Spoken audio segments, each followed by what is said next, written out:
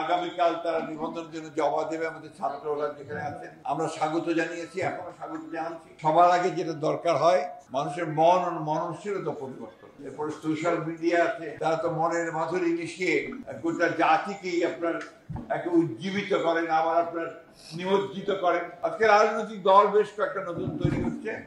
একটা অত্যন্ত গুরুত্বপূর্ণ দল আজকে বোধহয় সম্ভবত তারা আগামীকাল তারা নিবন্ধনের জন্য জমা দেবে আমাদের ছাত্ররা যেখানে আছেন। আমরা স্বাগত জানিয়েছি, এখনো স্বাগত জানাচ্ছি এবং আমাদের প্রত্যাশা তাদের প্রতি অনেক বেশি।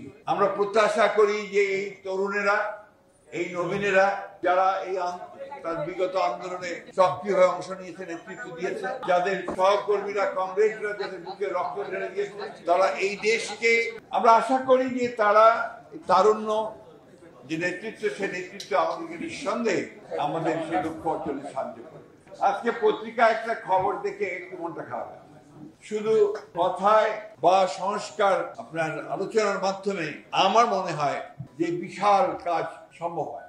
সবার আগে যেটা দরকার হয় মানুষের মন ও মননশীলতা পরিবর্তন। কিছুক্ষণ আগে আমাদের স্বপন ভাইয়ের সঙ্গে কথা হচ্ছিল, এই কথাগুলো পাবলিকলি বলতে চাই না, তারপরেও একটু আলোচনা করতে চাই যে আমরা যারা লড়াই করেছি, আমরা যারা নতুন বাংলাদেশের স্বপ্ন দেখছি, আমরা যারা নতুন বাংলাদেশের দিকে এগিয়ে যেতে চাচ্ছি, আমরা এই কয়েক মাসে, প্রায় 10 মাসে যে ঘটনাগুলো বাংলাদেশে ঘটলো, এই ঘটনাগুলোতে কিছুটা হলেও নিঃসন্দেহে আমরা একটু সন্দিহান হয়ে পড়েছিলাম যে শেষ পর্যন্ত কি দাঁড়াবে।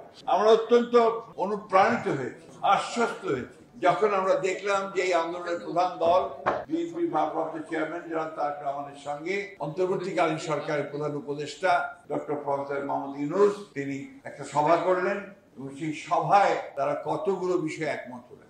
এটা নিঃসন্দেহে আমাদের সকলের কাছে একটা অত্যন্ত আশার বাধা সামনে এনে দিয়েছে। আমরা আশ্বস্ত হচ্ছি যে সামনে ফেব্রুয়ারি মাসে একটা নির্বাচন হবে, তার মাধ্যমে আমাদের কিছুটা হলেও আমরা আমাদের সেই আশাগুলো পূরণ করার একটা সুযোগ তৈরি হবে। আজকে এই অভ্যুত্থানের মধ্য দিয়ে একটা সুযোগ সৃষ্টি হয়েছিল, এর কথা আমি এখন বলবো না, সৃষ্টি এখনো আছে, হয়েছে যে আমরা সবাই মিলে বাংলাদেশের যারা আমরা ফ্যাসিবাদের বিরুদ্ধে লড়াই করেছি, সংগ্রাম করেছি, যারা প্রাণ দিয়েছি, যারা আহত হয়েছি, সবাই মিলে আমরা অন্তত একটা গণতান্ত্রিক রাষ্ট্র ব্যবস্থা আমরা নির্মাণ। আমি এই ব্যাপারে এখনো আশা হারাইনি। আমি বিশ্বাস করি যে আমরা যদি সবাই একযোগে সেই সময়ে যে বিষয়গুলো আন্দোলন করেছি সেই বিষয়গুলো নিয়ে যদি আমরা কাজ করি এবং আমরা একমত হই, অবশ্যই আমরা এই লক্ষ্যে গিয়ে পৌঁছাতে পারব। পত্র পত্রিকা, মিডিয়া তাদের নিজের প্রয়োজনে তারা বিভিন্ন রকম কথা বলেন, লেখেন, তারা কখনো পক্ষে লেখেন, কখনো বিপক্ষে লেখেন। এরপরে সোশ্যাল মিডিয়া আছে, তারা তো মনের মাধুরী মিশিয়ে গোটা জাতিকেই আপনার একে উজ্জীবিত করেন, আবার আপনার নিমজ্জিত করেন। এই বিষয়গুলো এখন আমাদের গা সওয়া হয়।